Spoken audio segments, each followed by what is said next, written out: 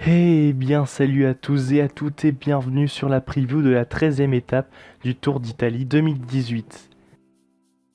Les coureurs vont prendre le départ de l'étape entre Ferrara et Nervazza della Battaglia, une étape longue de 180 km.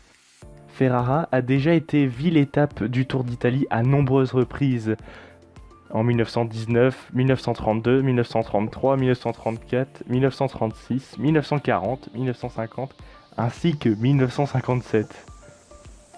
Elle a reçu une seule fois le Tour d'Italie au XXIe siècle, en 2010, lors d'une étape tracée entre Ferrara et Asolo, qui était une étape de montagne, ce qui ne correspond absolument pas au profil du jour qui est plat.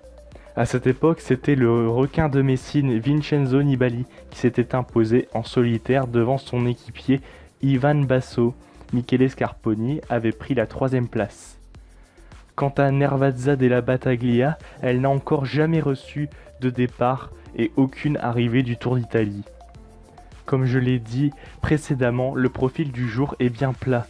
L'étape devrait être assez ennuyante, il faudra juste être présent lors des derniers kilomètres pour ce qui devrait être un sprint massif.